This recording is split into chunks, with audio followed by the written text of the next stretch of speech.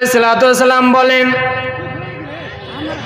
রব্বানা ইন্নী আসকানতু মিন যুররিয়াতি বিওয়াদিন গায়রি যী যারইন ইনদা বাইতিকাল মুহাররাম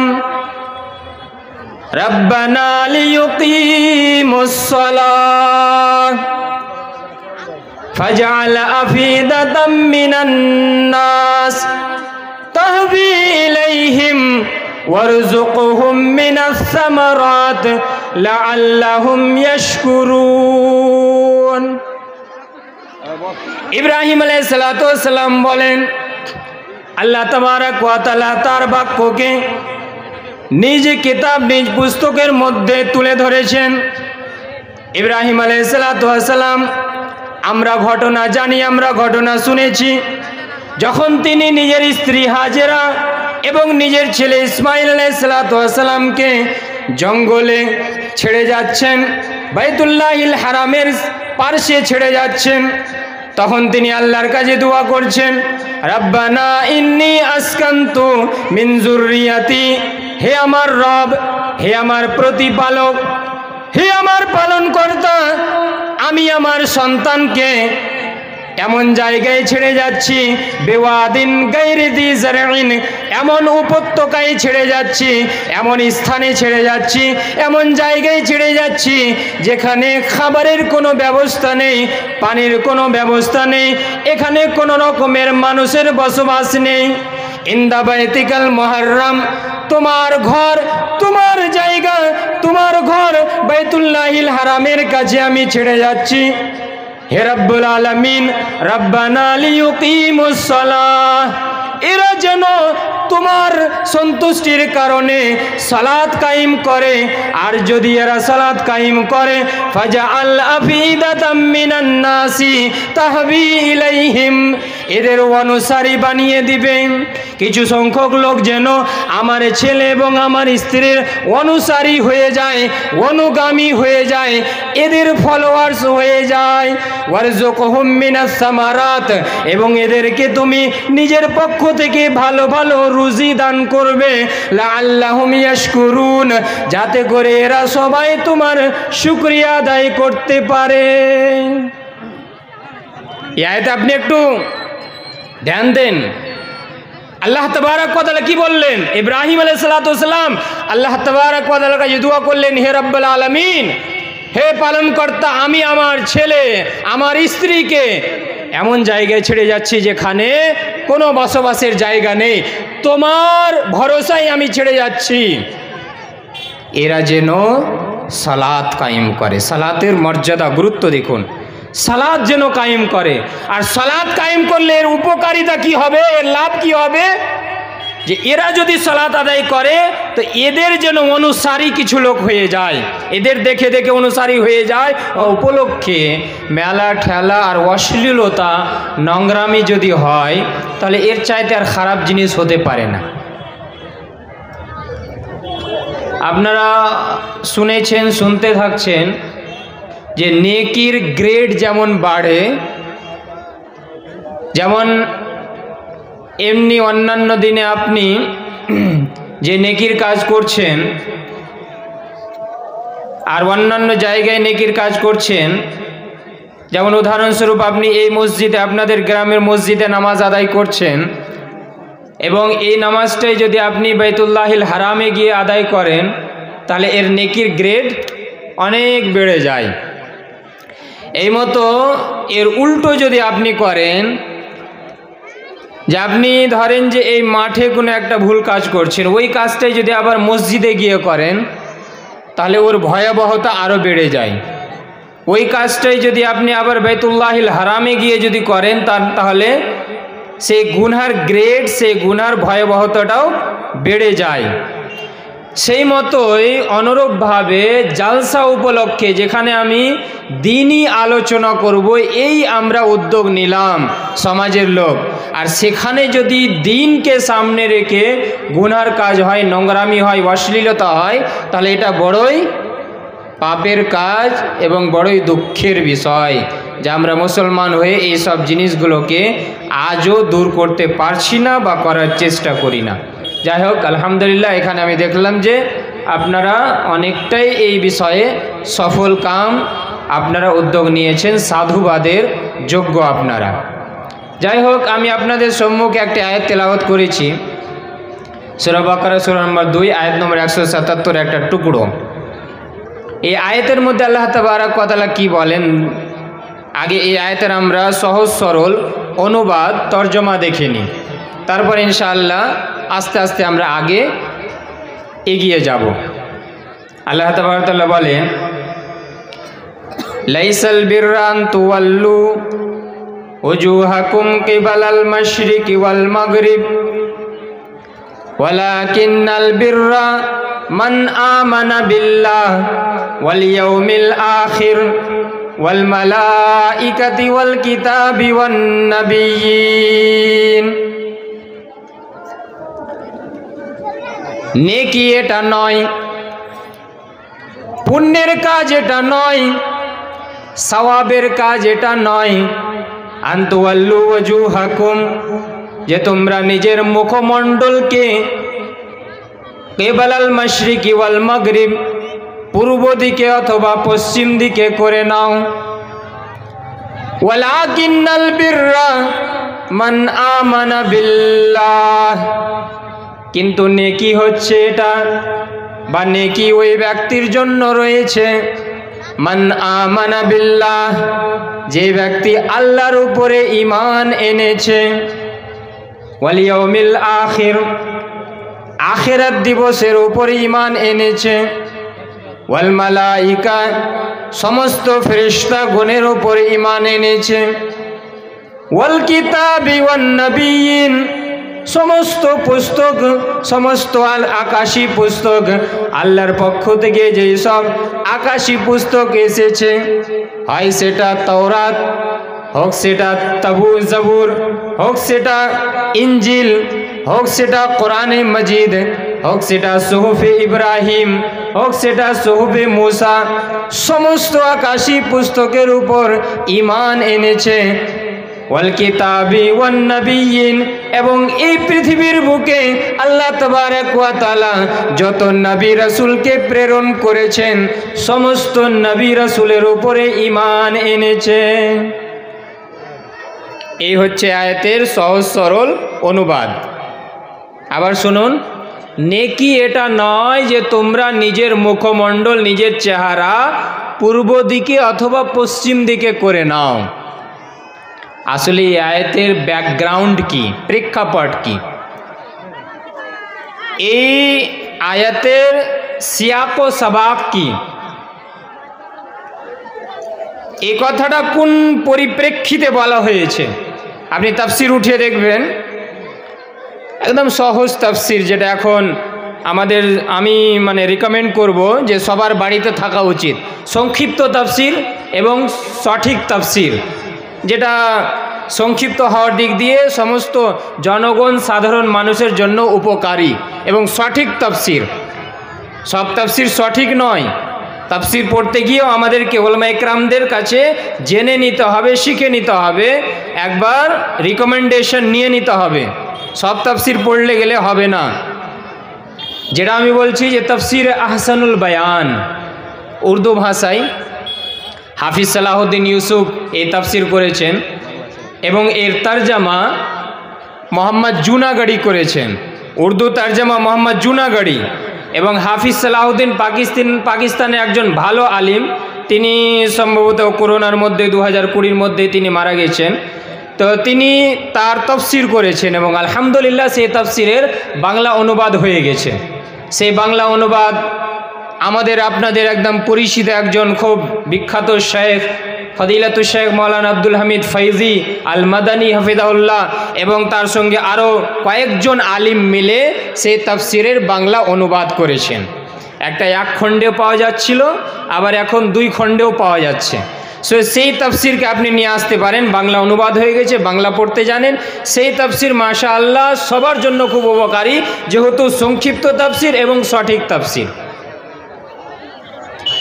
বিরক্ত হবেন না সেটা পড়ে, বা যারা আহলে ইলম না তারা হয়তো বুঝতে পারবে না, লম্বা লম্বা তাফসির পড়লে গেলে ওদের মাথায় বসবে না, কিন্তু এই তাফসিরটা খুব সুন্দর। এই তাফসির আপনি উঠিয়ে দেখুন, আল্লাহ তাআলা যে বললেন যে নেকি এটা নয় যে তুমি নিজের মুখমণ্ডল পূর্ব দিকে অথবা পশ্চিম দিকে করে নাও। মানে যখন বাইতুল মাকদিসকে কিবলা করা হয়েছিল, সেই কিবলাকে আবার পরিবর্তন করে বাইতুল্লাহিল হারামকে কিবলা করা হলো, তখন এই কাফেরেরা, ইহুদি খ্রিস্টানেরা এরা গর্ব করতো যে বাইতুল মাকদিস এটাই কিবলা হওয়ার যোগ্য।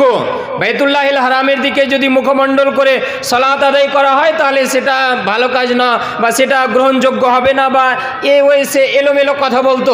তখন আল্লাহ তাবারক ওয়া তাআলা বললেন মুসলিমদের মনের ওয়াসওয়াসা, কুমন্ত্রণাকে দূর করতে গিয়ে যে শোনো, নেকি এটা নয় যে তুমি শুধু পূর্ব পশ্চিম দিকে মুখ করে নিবে, আর এটা বাইতুল্লাহিল হারামকে কিবলা করা হয়েছে ইজতিমাইয়্যাতকে কায়েম রাখার জন্য, একতাকে কায়েম রাখার জন্য।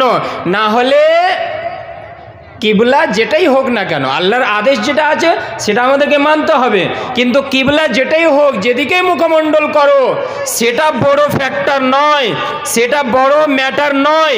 ম্যাটার হচ্ছে আসল যে ওই ব্যক্তি যে আল্লাহর উপরে ঈমান এনেছে কি না, আল্লাহর উপরে তার বিশ্বাস আছে কি না, আখিরাত দিবসের উপরে সে বিশ্বাসী কি বিশ্বাসী না, সমস্ত ফেরেশতা, সমস্ত কিতাব এবং সমস্ত নবীগণের উপরে সে বিশ্বাসী কি না, এটা আসল বড় ফ্যাক্টর।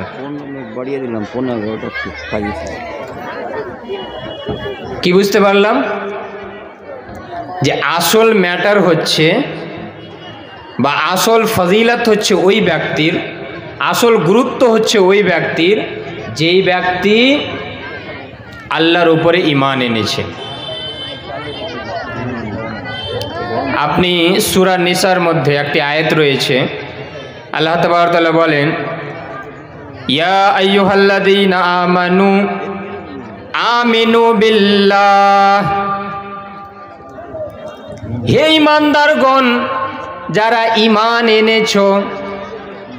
আল্লাহ তাআলা ঈমানদারদেরকে সম্বোধন করে বলছেন আমিনু বিল্লাহ, তোমরা আল্লাহর উপরে ঈমান আনো, রাসূলের উপরে ঈমান আনো, ওয়াল কিতাবিল্লাযী নাযালা আলা রাসূলি, এবং ওই কিতাব, ওই পুস্তকের উপরে ঈমান আনো যেই কিতাবকে আল্লাহ তাবারক ওয়া তাআলা তার রাসূলের উপরে অবতীর্ণ করেছেন।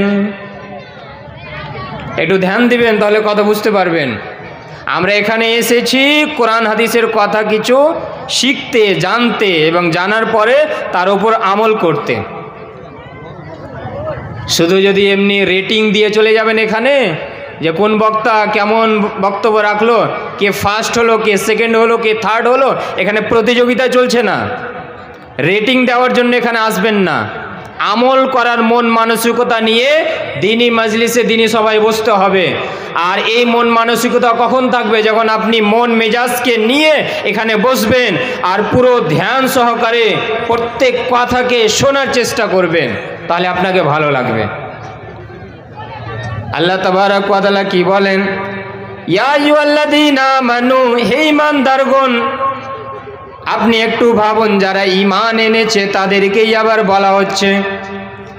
ঈমান এনেছে, আল্লাহ তাআলাও তাদেরকে ঈমানদার বলে সম্বোধন করছেন, কিন্তু তারপরেও আল্লাহ তাআলা বলেন আমিনু বিল্লাহি ওয়া রাসূলি, আল্লাহর উপরে ঈমান আনো, তার রাসূলের উপরে ঈমান আনো, আখিরাত দিবসের উপরে ঈমান আনো, এবং ওই কিতাবের উপরে ঈমান আনো যেই কিতাবকে আল্লাহ তাবারক ওয়া তাআলা তার রাসূলের উপর প্রেরণ করেছেন, তার রাসূলের উপরে অবতীর্ণ করেছেন।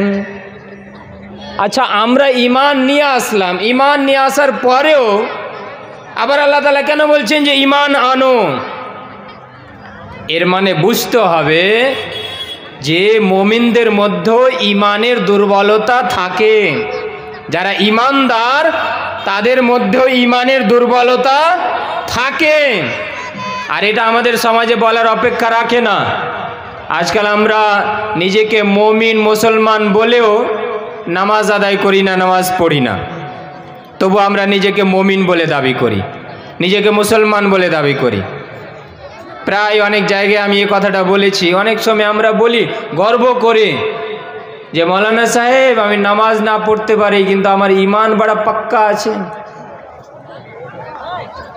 আপনি ভাবতে পারছেন আপনি নামাজ পড়েন না আর আপনার ঈমান পাক্কা আছে কি করে? নামাজ না পড়ে আপনার ঈমান পাক্কা কি করে থাকতে পারে? নামাজের কথা যখন এসেছে একটু শুনুন।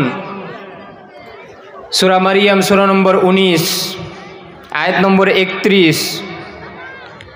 এই নামাজের সম্পর্ক ঈসা আলাইহিসসালামের সঙ্গেও ছিল।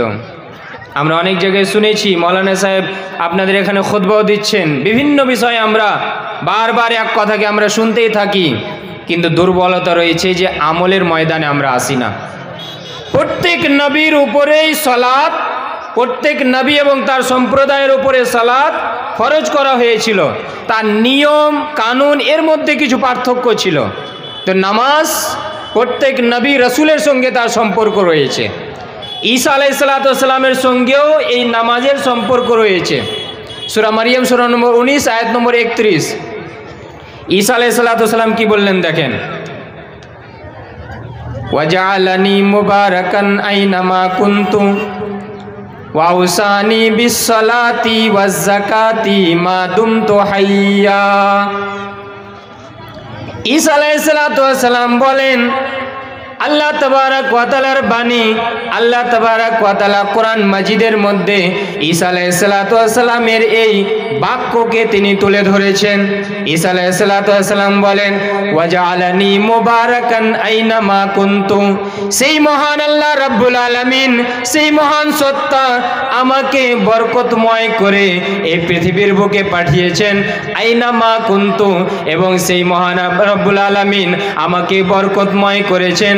আইনামা কুনতু, আমি যেখানেই থাকি না কেন, আমি যেখানেই অবস্থান করি না কেন, আমার কারণে আল্লাহ তাবারাক ওয়া তাআলার পক্ষ থেকে বরকত অবতীর্ণ হয়, রহমত নাজিল হয়।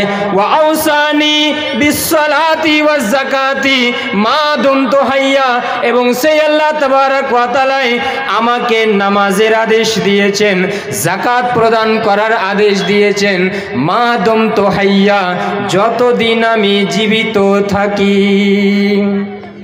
আমি যতদিন জীবিত থাকি সেই আল্লাহ রাব্বুল আলামিন আমাকে আওসানি বিসসালাহ, আওসা ইউসি ঈসা, ওসিয়ত করা, আদেশ দেওয়া, হুকুম দেওয়া। আর ওসিয়ত শব্দটা আরবি গ্রামারের সঙ্গে, আরবি শব্দের সঙ্গে যার সম্পর্ক রয়েছে বুঝতে পারবেন। ওসিয়তের মধ্যে এমনি আদেশ করা, আর আওসা ইউসির মধ্যে আরো তাকিদ রয়েছে। তাকিদের সঙ্গে জোর করে আল্লাহ তাবারাক ওয়া তাআলা আমাকে সালাত কায়েম করার আদেশ করেছেন, যাকাত প্রদান করার আদেশ করেছেন।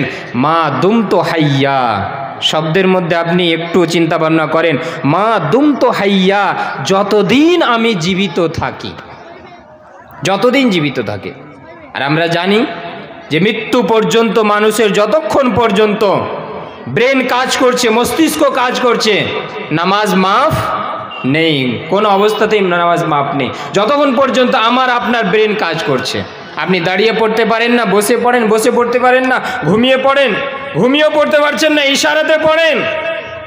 এমন যদি সিচুয়েশন হয়ে যায় যেখানে জলও নেই, মাটিও নেই, কিচ্ছু নেই, যদি এরকম হয়ে যায় ইনকেস, তাহলে সেখানে আপনি নিয়ত করেই নামাজ পড়ে নেন। জল নেই ওযু করার, তায়াম্মুম করার জন্য মাটিও নেই, আপনি নিয়ত করে নামাজ পড়ে নেন, কিন্তু নামাজ মাফ নেই। ঈসা আলাইহিসসালাম এই কথা বললেন যে আমাকে আল্লাহ তাআলা নামাজ পড়ার আদেশ করেছেন, যাকাত দেওয়ার আদেশ করেছেন, যতদিন পর্যন্ত আমি জীবিত থাকি। কোরআন মাজিদ একটু পড়ুন, কোরআন মাজিদের মাধুর্যতা আপনাকে পাগল করে দেবে, পাগল করে দেবে। এটা পজিটিভ অর্থে, নেগেটিভ অর্থে নেবেন না। কোরআন মাজিদ আপনাকে প্রভাবিত করবে। কোরআন মাজিদকে পড়তে শিখুন, জানতে শিখুন, কোরআন মাজিদকে শুনুন। আমাদের মধ্যে দেখবেন যে আমরা দোকানে, বাড়িতে, এখানে সেখানে আমরা কি করি, মোবাইলে মিউজিক, গান চালাই। মোবাইলে যখন ভালো লাগছে না তখন কি করি, একটা স্পিকার নিয়ে আসি, স্পিকার নিয়ে এসে সেখানে সেটিং করে যাতে করে জোরে যদি আওয়াজ হয় তো মজা বেশি আসবে। সেটাও যখন ভালো লাগে না তখন কি করি আমরা? বলেন, আপনারা তো ভালো জানেন। ডিজে একটা লাগিয়ে দিই। আর ডিজে লাগিয়ে এই যে আমাদের সামনে হ্যাপি ক্রিসমাস ডে 25শে ডিসেম্বর আর হ্যাপি নিউ ইয়ার 1 জানুয়ারি আসছে, এগুলো মুসলমানদের সংস্কৃতি কৃষ্টি কালচার নয়। আগে আমি ইনশাল্লাহ কিছু বলবো এ সম্পর্কে। তা আমরা ডিজে লাগাই কেন? আমি যেটা বুঝাতে চাইছি একটু ধ্যান দিয়ে শুনবেন। স্পিকার লাগাই, স্পিকারের পরে ডিজে লাগাই কেন? যাতে করে আওয়াজটা জোরে হলে শুনতে ভালো লাগবে, মধুর সুর মনে হবে। এই জিনিসটা আপনি একটু বিপরীত করে দিন না। আপনাদের সবার কাছে আমি অনুরোধ, বিশেষ করে যুবক ভাইদের কাছে, তারাই তো এসব বিষয় নিয়ে মেতে থাকে, অনুরোধ যে এটাকে একটু বিপরীত করে দিন না। 1 সপ্তাহের জন্য আপনার কথা আমার কথার উপরে আমল করে দেখুন না। এর বিপরীত কি করেন? মোবাইলে একটু কোরআন শোনার চেষ্টা করুন। মোবাইলে আওয়াজটা খুব সুন্দর হচ্ছে না, একটা স্পিকার কিনে আনুন, সুন্দর টাকা খরচ করুন। স্পিকার কিনে এসে মোবাইলকে কানেক্ট করে, ব্লুটুথ কানেক্ট করে, আর সেই স্পিকারে আওয়াজ দিয়ে একটু কোরআন শুনুন। কোরআন শুনুন, একদিন শুনুন, দ্বিতীয় দিন, তৃতীয় দিন শুনুন। আপনার ভিতরে কোরআন মাজিদের আওয়াজ, যে কারি সাহেবদের আওয়াজ আপনার হৃদয়ে গিয়ে আঘাত করবে, হৃদয়ে গিয়ে আপনার পৌঁছে যাবে। আর যখন আপনি কোরআন মাজিদ শুনতে লাগবেন, আপনার অভ্যাসে পরিণত হয়ে যাবে। এই কোরআনে মাজিদকে ছেড়ে আপনি থাকতে পারবেন না। যেমন যুবক ভাইদের মিউজিক না শুনে, গান না শুনে অনেকের ঘুম আসে না, অনেকের মিউজিক না শুনে খাবার খেতে ভালো লাগে না। এই সম্পর্কটা আপনি কোরআনের সঙ্গে করুন না, এই মোবাইল থেকে করুন না, এই মোবাইলের ভালো ব্যবহার শুরু করুন না। দেখবেন আপনার মধ্যে কেমন পরিবর্তন আসছে, আপনার পরিবারের মধ্যে কেমন পরিবর্তন আসছে, আপনার সমাজের মধ্যে কেমন পরিবর্তন আসছে। MP3 কোরআন ইন্টারনেটে আপনারা পেয়ে যাবেন। MP3 কোরআন লিখবেন, MP3 কোরআন। সেখানে প্রায় 230টারও বেশি কারি সাহেবদের তেলাওয়াত রয়েছে। 230টারও বেশি কারি সাহেবদের। যে কোনো একটা কারি যেটা আপনাকে বেশি ভালো লাগছে শুনতে, সেই কারির কেরাতকে আপনি শুনতে থাকুন। আর কমসে কম চেষ্টা করুন যে পুরো কোরআনকে আস্তে আস্তে আস্তে আস্তে শুনে একদম শেষ করার চেষ্টা করুন। শুনুন এবং সেই কোরআনকে পড়ার চেষ্টা করুন। আমাদের মধ্যে অনেক ভাই আছে কোরআনের মানে পড়ে, তর্জমা পড়ে, অনুবাদ পড়ে, ব্যাখ্যা বিশ্লেষণ পড়ে, কিন্তু কোরআনের যে মজা, আসল মজা, প্রাথমিক লেভেলে আমাদেরকে কোরআন মাজিদকে যে আরবি থেকেই পড়তে হবে এবং শুদ্ধভাবে পড়তে হবে, ওই মজাটা নিতে চাই না। সেটাও আলাদা একটা মজা, আর তারও নেকি রয়েছে। আমরা শুনিনি, মান কারা হারফাম মিন কিতাবিল্লাহি ফালাহু বিহি হাসানা ওয়াল হাসানাতু বিআশরি আমসালিহা লা আকুলু আলিফ লাম মিম হারফুন বাল আলিফুন হারফুন ওয়া লামুন হারফুন ওয়া মিমুন হারফুন। তিরমিজির রিওয়ায়াত, সহি রিওয়ায়াত, আব্দুল্লাহ ইবনে মাসউদ রাদিয়াল্লাহু তাআলা আনহু থেকে বর্ণিত। তিনি বলেন যে রাসূলুল্লাহ সাল্লাল্লাহু আলাইহি ওয়াসাল্লাম বলেন, মান কারা হারফাম মিন কিতাবিল্লাহ, যেই ব্যক্তি কোরআনে মাজিদের একটি অক্ষর উচ্চারণ করলো, একটি লেটার উচ্চারণ করলো, একটি বর্ণ উচ্চারণ করলো, ফালাহু বিহি হাসানা, তার জন্য নেকি রয়েছে। কত নেকি রয়েছে? ওয়াল হাসানাতু বিআশরি আমসালিহা, একটি বর্ণের বিনিময়ে, একটি অক্ষরের বিনিময়ে, একটি লেটারের বিনিময়ে 10 নেকি রয়েছে। লা কুলু আলিফ লাম মিম হারফুন। আগে নবী সাল্লাল্লাহু আলাইহি সাল্লাম ব্যাখ্যা বিশ্লেষণ করতে গিয়ে বলেন, ও সাহাবে کرام শোনো, আমি এ কথা বলি না আলিফ লাম মিম একটি হরফ, না না, আলিফ লাম মিম একটি হরফ না, বল আলিফুন আলিফুন হারফুন, বরং আলিফ একটি হরফ, ও লামুন হারফুন, লাম দ্বিতীয় হরফ, ও মিমুন হারফুন, মিম তৃতীয় হরফ। অর্থাৎ আলিফ উচ্চারণ করলে 10 নেকি পাওয়া গেল, লাম উচ্চারণ করলে আর 10 নেকি, 20 নেকি হয়ে গেল। মিম উচ্চারণ করলে আর 10 নেকি। আলিফ লাম মিম উচ্চারণ করার কারণে 30 নেকি পেয়ে যাবে। পৃথিবীর বুকে এমন কোনো কিতাব আপনি পাবেন না, পৃথিবীর বুকে এমন কোনো পুস্তক পাবেন না যে পুস্তককে আপনি তেলাওয়াত করবেন আর সেই পুস্তক আপনাকে পাগল করে দেবে, সেই পুস্তক আপনাকে সেই প্রভাবিত করে দেবে। এবং সেই পুস্তকের এক একটি লেটারের বিনিময়ে, এক একটি অক্ষরের বিনিময়ে, এক একটি বর্ণের বিনিময়ে আপনি 10 করে নেকি পাবেন। এটা মিনিমাম নেকি। ম্যাক্সিমাম কত নেকি হবে, আর সেই নেকিকে আল্লাহ তাআলা কত নেকি করে দেবেন আর কতটা সেটাকে বৃদ্ধি করে দেবেন, আপনি আমি সেটা ভাবতেও পারি না।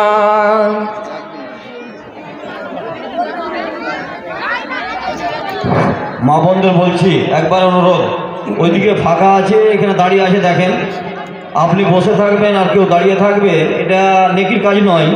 আপনিও বসেন এবং যারা পিছনে আসছেন ওদেরকে বসার একটু সুযোগ করে দেন। ভাই বাবাদের বলি, সামনে অনেক ফাঁকা জায়গা, একটু আসেন দয়া করে। আপনাদের বলছি একটু দয়া করে গিয়ে আসেন, ফাঁকাগুলো পূর্ণ করেন। একটু এগিয়ে আসেন ভাই বাবা আমার, একটু এগিয়ে আসেন, অনেক ফাঁকা জায়গা। আমাদের প্রধান বক্তা চলে আসবেন 10:30টার সময়, স্টেজে ইনশাল্লাহ চলে আসবেন। আপনারা একটু সেটে সেটে বসেন, ঠান্ডার দিন, সামনে ফাঁকা। মা বোনদের বলি একটু হিলেন তো ওদিকে, একটু হিলেন, একটু হিলেন। অনেক মা বোন বাইরে দাঁড়িয়ে আছে, সিটে দাঁড়িয়ে আছে, একটু জায়গাটা দেন। অনেক জায়গা ওদিকে আছে, ফাঁকা পড়ে আছে। মা বোন বারবার কথা বলবো না, ডিস্টার্ব হবে বক্তব্যের মাধ্যমে। অতএব আপনারা একটু ইশারায় কাজ করেন, ওই ফাঁকা জায়গাটা পূর্ণ করেন। আপনারা বসে যান, যেখানে যে জায়গা পাচ্ছেন বসে যান, দাঁড়িয়ে থাকেন না। এটা দৃষ্টিকটুও হবে এবং আমাদের মজলিসে তো অন্যান্য মজলিসদের মতো না যে বলবেন আর মাঝখানে সুবহানাল্লাহ আলহামদুলিল্লাহ লাগিয়ে দিবেন আর মাঝখানে বক্তা একটু আরাম করবেন। হ্যাঁ, আমাদের ওই অভ্যাসটা নেই, এই জন্য মাঝখানে কাট হয়ে গেলে একটু ডিস্টার্ব হয়ে যায়। তা আপনারা বসে পড়েন যাতে করে মাঝখানে আর কোনো রকমের কথা বলতে না হয়। যাই হোক, তা আমি বলছিলাম যে কোরআনে মজিদের মাধুর্যতা আপনাকে প্রভাবিত করবে। কোরআনে মজিদের দিকে আসুন, মিউজিককে ছাড়ুন, গান বাজনাকে ছাড়ুন। যে স্পিকার লাগিয়ে, যে ডিজে লাগিয়ে আপনি মিউজিককে শুনছেন, সেই স্পিকার লাগিয়ে আপনি বাড়িতে কোরআন তেলাওয়াত শুনুন, বাড়িতে কোরআন তেলাওয়াত শুনুন, দোকানে কোরআন তেলাওয়াত শুনুন। আমরা একবার ওই কয়েকদিনের ঘটনা, আমাদের শেরশাহী বাজারেই আমরা 3 জন ছিলাম, আমরা 2 জন আলিম ছিলাম, একজন দিনী ভাই ছিল। আমরা একটা দোকানে বসলাম, সেই বসে সেদিনই ছোট্ট করে একটা স্পিকার কিনা হলো একটা অন্য বন্ধুর জন্য। আর সেই দোকানে বসে যখন স্পিকারটা চালু করি, আমরা ভাবছি যে একটু সাউন্ডটা লো করে আমরা চালাই, এখানে আমরাই শুনি। আর কিছু খাওয়ার জন্য সেখানে বসেছিলাম। যখনই আমরা চালু করেছি, সেই দোকানের যে কর্মচারী একটা যুবক ছেলে ছিল, দেখেন কোরআন মাজিদের প্রভাব দেখুন, আমি সেটা বলতে চাইছি। যখনই আমরা চালু করেছি, সেই ভাই এসে বলছে যে মৌলানা সাহেব একটু সাউন্ডটা বাড়ান না, আমিও শুনবো, ভালো লাগছে শুনতে। এই যে দেখেন, আসলে আমরা কোরআন মাজিদকে শোনার চেষ্টা করি না, কোরআন মাজিদের দিকে আমরা এগিয়ে আসি না। নাহলে কোরআনে মাজিদ এমনই একটি কিতাব, কোরআনে মাজিদের কিরাত তিলাওয়াতের মধ্যে এমনই মধুর বাণী এবং এমন মাধুর্যতা রয়েছে যে আপনি কোরআনে মাজিদকে ছেড়ে আর থাকতে পারবেন না। আপনার মিউজিকের কোনো প্রয়োজন নেই, গানের কোনো প্রয়োজন নেই। আর এই গান মিউজিক আজকাল অশ্লীলতায় পরিপূর্ণ, নোংরামিতে পরিপূর্ণ। এখন যত নোংরামি, যত অশ্লীলতা, সেই মিউজিক আর সেই ফিল্ম ততই বড় ব্লকবাস্টার। যত নোংরামি দেখাতে পারে, যত খারাপি দেখাতে পারে, ততই সে সমাজে চলবে। আমাদের আজকাল রুচি কোথায় চলে যাচ্ছে? আজকে আমরা মুসলমান হয়ে, অ্যাটলিস্ট আমরা মুসলিম হয়ে সব জিনিস থেকে দূরে সরে থাকি। তা আমি যেটা বলছিলাম যে কোরআন মাজিদের মাধুর্যতা, কোরআন মাজিদের দিকে আসুন। নেকি এটা নয় যে আপনি শুধু পূর্ব পশ্চিম দিকে মুখমণ্ডল করে নিলেন না, নেকি হচ্ছে আখিরাতের উপরে, আল্লাহর উপরে ঈমান আনতে হবে। আর আল্লাহর উপরে ঈমান, আমার যেখান থেকে কথা আরম্ভ হয়েছিল যে ঈমান, আপনি সালাত আদায় করেন না আর আপনি বলবেন যে আমার ঈমান পাক্কা আছে, এটা হতে পারে না। তো ঈসা আলাইহিস সালাম বললেন যে আমাকে যতদিন আমি জীবিত থাকি আল্লাহ তাবারক ওয়া তাআলা আমাকে সালাত কায়েম করার আদেশ করেছে। আপনি দেখেন ইব্রাহিম আলাইহিস সালামের সঙ্গেও এই সালাতের সম্পর্ক রয়েছে। ইব্রাহিম আলাইহিস সালামের সঙ্গে কিভাবে সম্পর্ক? আপনি উঠান সূরা ইব্রাহিম, কোরআন মাজিদের মধ্যে একটি সূরা রয়েছে, কি সূরা ইব্রাহিম। এই যারা তোমরা সামনে বসে আছো, আমি কিন্তু পরে জিজ্ঞেস করতে পারি কুইজের মতো। কি বললাম? কোরআন মাজিদের মধ্যে কোন সূরা আছে? সূরা ইব্রাহিম। এই সূরা ইব্রাহিম কয় নম্বর সূরা? 14 নম্বর সূরা। কোরআন মাজিদের সিরিয়াল অনুযায়ী 14 নম্বর সূরা, আয়াত নম্বর 37। এখানেও ঈসা আলাইহিস সালামের সঙ্গে নামাজের সম্পর্ককে বলা হয়েছে এবং নামাজের উপকারিতা কতটা আপনি দেখুন, নামাজের ফায়দা কি কি হয় আপনি আয়াত থেকে বুঝতে পারবেন। ধ্যান দিয়ে শুনবেন। ইব্রাহিম আলাইহিস অনুগামী হয়ে ফলোয়ার্স হয়ে যায় এবং এদের সবাইকে তুমি ভালো রুজি দান করবে যাতে করে এরা সবাই তোমার শুকরিয়া আদায় করতে পারে। মুফাসসিরিন ইকরাম এই আয়াতের তাফসীর করতে গিয়ে বলেন যে সালাতের উপকারিতা হচ্ছে যে সালাত যদি মানুষ কায়েম করে তার অনুসারী মানুষ হবে, তাকে ভালোবাসবে, তাকে পছন্দ করবে। সালাত যদি কায়েম করে আল্লাহর পক্ষ থেকে রুজি নেমে আসবে, বরকত নেমে আসবে বাড়িতে। এই আয়াত থেকে এটা ইশারা পাওয়া যায় সালাত কায়েম করলে গেলে আল্লাহ তাবারক ওয়া তাআলার পক্ষ থেকে রুজি নেমে আসবে, বরকত নাজিল হবে, রহমত নাজিল হবে। যেমন ইব্রাহিম আলাইহিস সালাম দোয়া করেছিলেন আল্লাহ তাবারক ওয়া তাআলার কাছে। এবং এই আয়াতের মধ্যে একটা পয়েন্ট যে তিনি বললেন যে ফাজআল আফিদাতাম মিনান নাস তাহবি ইলাইহিম, কিছু মানুষ যেন এই বাইতুল্লাহিল হারামের দিকে ঝুঁকে পড়ে, চলে আসে।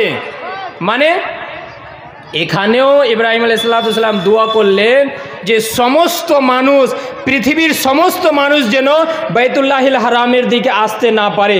এই জন্য আপনি এখন দেখবেন যারা মুসলমান তারাই সেই বাইতুল্লাহিল হারাম মক্কা মদিনা যেতে পায়, অমুসলিমেরা সেখানে প্রবেশ করতে পারে না। এটাও ইব্রাহিম আলাইহিস সালামের দুয়ার প্রভাব। আর ইব্রাহিম আলাইহিস সালামের দুয়ার প্রভাব এবং নামাজের এটা প্রভাব যে সেই মক্কা যেখানে ইব্রাহিম আলাইহিস সালাম যখন নিজের সুপুত্র ইসমাইল আলাইহিস সালামকে নিজের স্ত্রী হাজরা আলাইহিস সালামকে ছেড়ে এসেছিলেন, সেখানে খাবারের ব্যবস্থা ছিল না, পানির ব্যবস্থা ছিল না, বসবাস করার যোগ্য ছিল না, সেটা আল্লাহর ওয়াস্তে ছেড়ে এসেছিলেন, আল্লাহর কাছে দোয়া করেছিলেন এবং তারা নামাজ কায়েম করেছিলেন।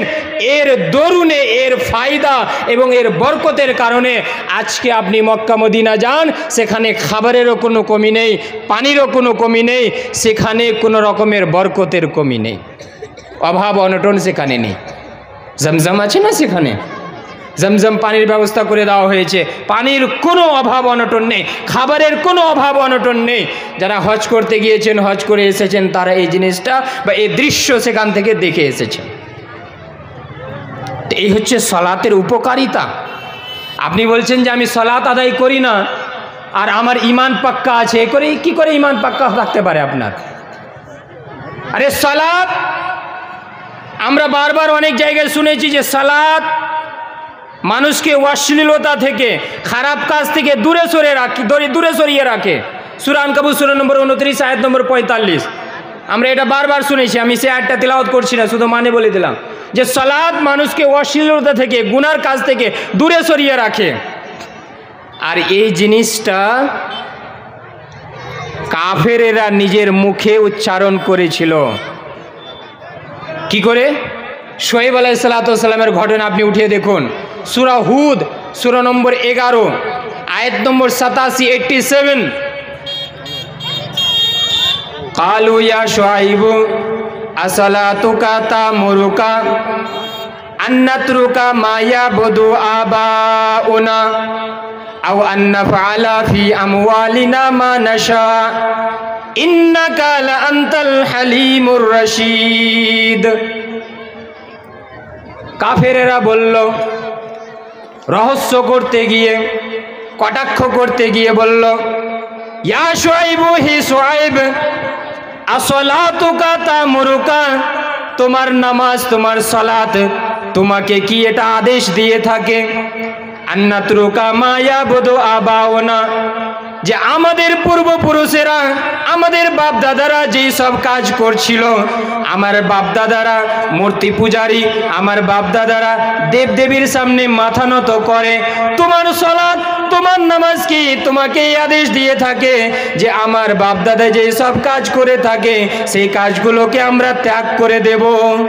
আও আন্নাফআলা ফি আমওয়ালিনা মা নাশা, তোমার সালাত, তোমার নামাজ কি তোমাকে আদেশ দিয়ে থাকে যে আমরা আমাদের টাকা পয়সা যেখানে ইচ্ছা সেখানে খরচ করা বন্ধ করে দেব, হারাম জায়গায় খরচ করা বন্ধ করে দেব? এই আদেশ, এই অর্ডার কি তোমার নামাজ তোমাকে দিয়ে থাকে? ইন্নাকা লা আনতাল হালিমুর রশিদ, এটাও কটাক্ষ করে তারা বাক্য বলেছিল।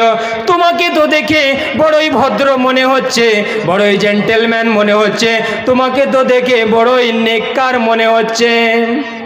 আপনি একটু ধ্যান দিন, এই আয়াতের মধ্যে একটু গবেষণা করুন, একটু ভাবুন, আপনি বুঝতে পারবেন যে শুআইব আলাইহিস সালাতু ওয়াস সালামকে তারা কটাক্ষ করে বলল, তোমার এই নামাজ কি তোমাকে ভালো কাজ করার আদেশ করে? তোমার নামাজ কি তোমাকে এই দেবদেবীর কাছ থেকে দূরে সরে থাকার আদেশ করে? অর্থাৎ এই আয়াতের অর্থের মধ্যে যখন গভীরতার মধ্যে আপনি যাবেন, বুঝতে পারবেন এই সালাত আপনাকে অশ্লীলতা থেকে দূরে সরিয়ে রাখবে, গুনার কাছ থেকে দূরে সরিয়ে রাখবে, পাপের কাছ থেকে দূরে সরিয়ে রাখবে। এই জন্যই তো তারা কটাক্ষ করে রহস্য করতে গিয়ে শুআইব আলাইহিস সালাতু ওয়াস সালামকে বলেছিল যে তোমার নামাজ কি তোমাকে এই সব কাজ থেকে বিরত থাকার আদেশ দিয়ে থাকে? বুঝতে পারলেন না? এই নামাজ তোমাকে এটা আদেশ দিয়ে থাকে যে আমার বাপ দাদা মূর্তির পূজা করে, দেবদেবীর পূজা করে, সেই সব কাজ আমরা ছেড়ে দেব? মানে তুমি ছেড়ে দিয়েছো, তুমি করো না, তোমার মধ্যে ভদ্রতা, তোমার মধ্যে সভ্যতা রয়েছে। এর মানে কি? এখান থেকে ইশারা পাওয়া যাচ্ছে যে সালাত খারাপ কাজ থেকে আপনাকে দূরে সরিয়ে রাখবে, সালাত আমাকে আপনাকে অশ্লীলতা থেকে দূরে সরিয়ে রাখবে। সালাত আদায় করে দেখুন, নামাজ আদায় করে দেখুন। তা আমি যেটা বলছিলাম যে আপনি সালাত আদায় করেন না আর আপনি বলবেন যে আমার ঈমান পাক্কা আছে, এটা ঈমান কি করে পাক্কা থাকতে পারে? একজন মুসলমান হয়ে নামাজ আদায় করবে না, এই ধারণাটাই সাহাবে কেরামদের মধ্যে ছিল না। সাহাবে কেরামদের মধ্যে ধারণাই ছিল না যে একজন মুসলিম নিজেকে মুসলিম বলবে, কালেমা লা ইলাহা ইল্লাল্লাহ পাঠ করবে আর সে সালাত আদায় করবে না, এটা ধারণাই ছিল না।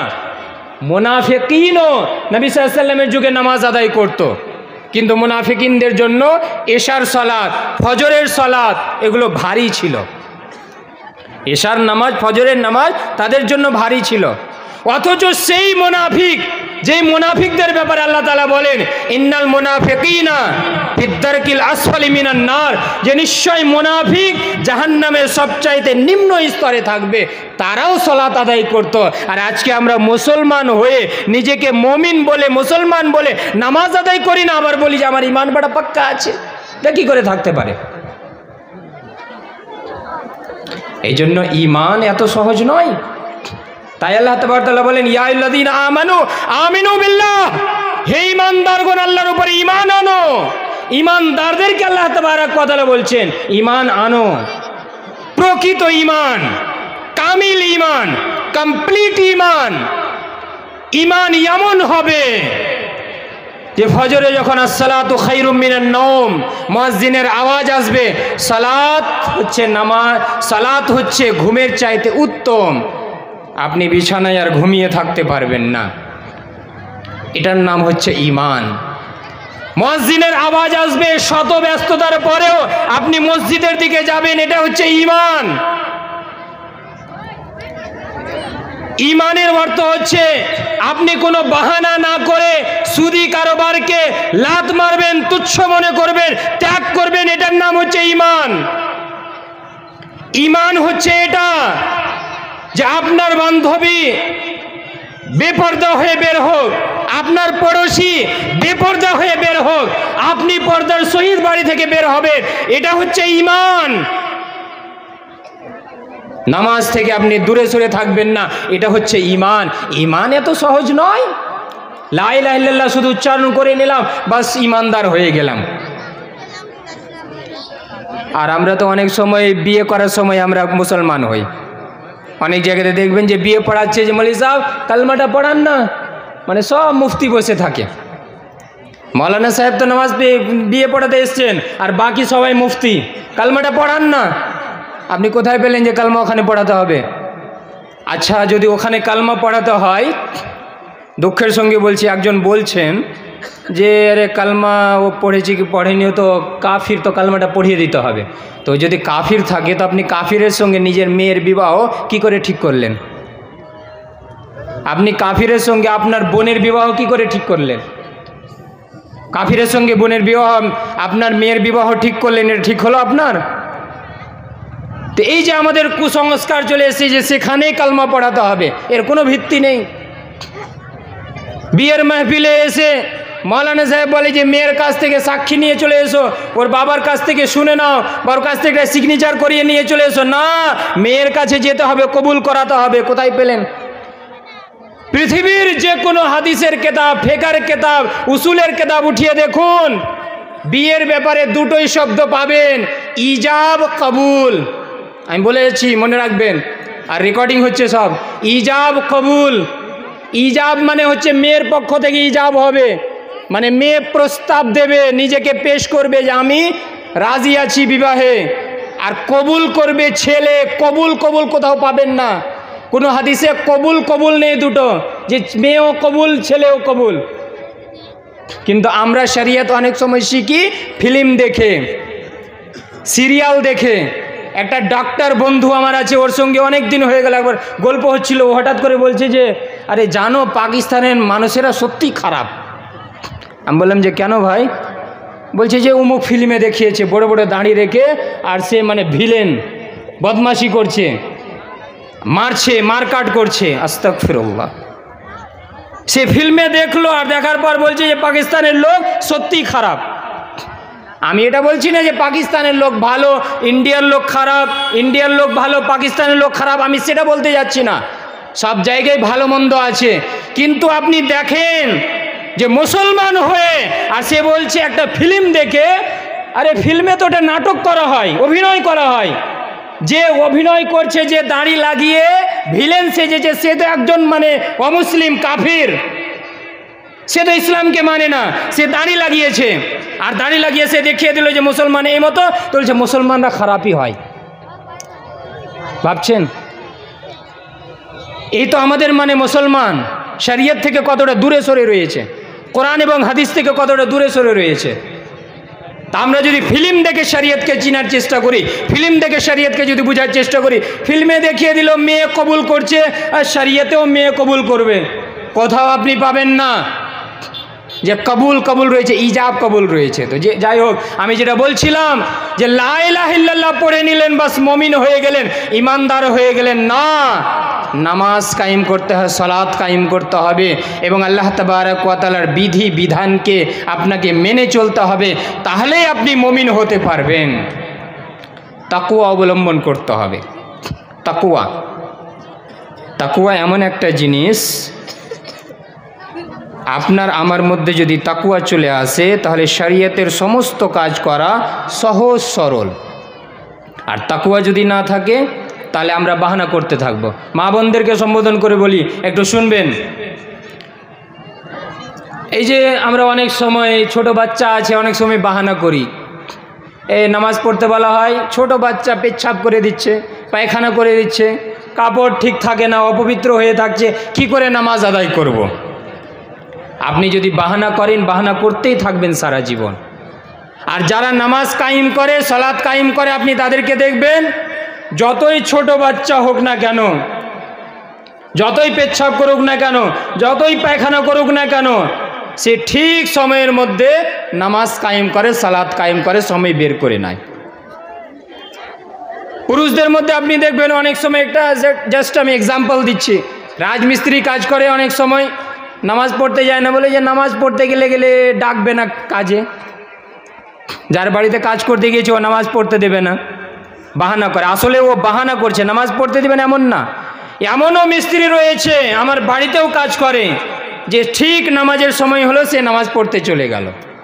আমরা যদি বাহানা করি, বাহানা করতেই থাকবো। আর যদি আমরা তাকওয়া, আল্লাহর ভয় নিজের হৃদয়ের মধ্যে ঢুকিয়ে নিই, প্রবেশ করিয়ে নিই, তাহলে আমাদের জন্য সব কাজ সহজ হয়ে যাবে। তাকওয়া এমন একটা জিনিস। আর তাকওয়া সিফাতুন ফিন নফসি তাহমিলুল ইনসান আলা ফি'লি মা আমারাল্লাহ ওয়াল ইমতিনা আম্মা নাহা আনহু। এটা আমি সাধারণ ভাষায় আপনাদের সামনে তুলে ধরলাম যে তাকওয়া হচ্ছে এমন একটা বৈশিষ্ট্য, মানুষের এমন একটা ক্যারেক্টারিস্টিক বৈশিষ্ট্য, যে বৈশিষ্ট্য মানুষকে এমন কাজ করতে উৎসাহিত করে যেই কাজগুলো করার আল্লাহ তাবারক ওয়া তাআলা আদেশ দিয়েছেন, এবং ওই সব কাজ থেকে দূরে সরতে আদেশ করে যেই সব কাজ থেকে আল্লাহ তাআলা নিষেধ করেছেন। এদেরকে বলা হয়, একে বলা হয় তাকওয়া। আপনাদেরকে বারবার বলা হচ্ছে, মা বোনদের উদ্দেশ্যে বলা হচ্ছে যে আপনারা জলসার মেহফিলে এসছেন, নীরবতা পালন করুন, চুপচাপ বসে পড়ুন, যাতে করে ডিস্টার্ব না হয়। তো এই হচ্ছে তাকওয়া। তাকওয়া যদি আমার মনের মধ্যে চলে আসে তাহলে সব কিছু সহজ। আর জানেন এই তাকওয়ার বাণী প্রত্যেক নবী, প্রত্যেক রসুল বলেছিলেন। আপনি সূরাতুশ শূরা, সূরা নম্বর 26, আয়াত নম্বর 104, 5, 6, 7, 8, 5, 6, 7, 8 এই আয়াতগুলো আপনি উঠিয়ে দেখুন। নূহ আলাইহিস সালাতু ওয়াস সালাম সম্পর্কে বলা হচ্ছে, কাযযাবাত কওম নূহিনিল মুরসালিন ইয ক্বালা লাহুম আখুহুম আলা তাত্তাকুন ইন্নী লাকুম রাসূলুন আমিন ফাত্তাকুল্লাহা ওয়া আতিউন। কাযযাবাত কওম নূহিনিল মুরসালিন, নূহ আলাইহিস সালাতু ওয়াস সালামের সম্প্রদায় সমস্ত নবী রাসূলকে অস্বীকার করল। তারা একজন রাসূলকে অস্বীকার করেছিল, কিন্তু যেহেতু সমস্ত রাসূল এবং নবীর মিশন একটাই, সমস্ত রাসূল এবং নবীর দাওয়াত একটাই, এই জন্য এখানে বলা হয়েছে যে তারা একজন রাসূলকে অস্বীকার করার মানে সমস্ত রাসূলকে অস্বীকার করলো। সমস্ত রাসূলকে অস্বীকার করলো। কখন তারা অস্বীকার করলো? ইয ক্বালা লাহুম আখুহুম নূহুন আলা তাত্তাকুন, যখন তাদের ভাই নূহ আলাইহিস সালাতু ওয়াস সালাম তাদের সামনে বললেন, আলা তাত্তাকুন, তোমরা কি তাকওয়া অবলম্বন করবে না? তোমরা কি আল্লাহর ভীতি সন্ত্রস্ত মনের মধ্যে তৈরি করবে না? ইন্নী লাকুম রাসূলুন আমিন, আমি আল্লাহর পক্ষ থেকে তোমাদের কাছে আমানতদার রাসূল রূপে আমাকে প্রেরণ করা হয়েছে। ফাত্তাকুল্লাহা ওয়া আতিউন, অতএব তোমরা আল্লাহকে দেখে ভয় করো এবং আমার আনুগত্য করো, আমার অনুসরণ করো। তাকওয়ার কথা নূহ আলাইহিস সালাতু ওয়াস সালামও বললেন। আগে একটু বাড়ুন, সেই সূরাতুশ শূরা, সূরা নম্বর 26, আয়াত নম্বর 123 এবং 24, 25 এবং 26 এই আয়াতগুলো উঠিয়ে দেখুন। কাযযাবাত কওম আদিনিল মুরসালিন, কওমে আদ অর্থাৎ হুদ আলাইহিস সালাতু ওয়াস সালামের সম্প্রদায় সমস্ত রাসূলকে অস্বীকার করলো। ইয ক্বালা লাহুম আখুহুম হুদুন আলা তাত্তাকুন, যখন তাদের সামনে তাদের ভাই হুদ আলাইহিস সালাতু ওয়াস সালাম এই কথা বললেন, আলা তাত্তাকুন, তোমরা কি তাকওয়া অবলম্বন করবে না? তোমরা কি আল্লাহর ভীতি সন্ত্রস্ত মনের মধ্যে দাখিল করবে না? ইন্নী লাকুম রাসূলুন আমিন, আমি তোমাদের কাছে সেই মহান আল্লাহ রাব্বুল আলামিনের পক্ষ থেকে আমানতদার রাসূল হিসাবে আমি এসেছি।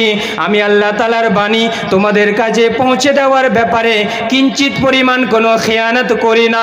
ফাত্তাকুল্লাহা ওয়া আতিউন, অতএব তোমরা আল্লাহকে দেখে ভয় করো, ওয়া আতিউন, এবং আমার আনুগত্য করো।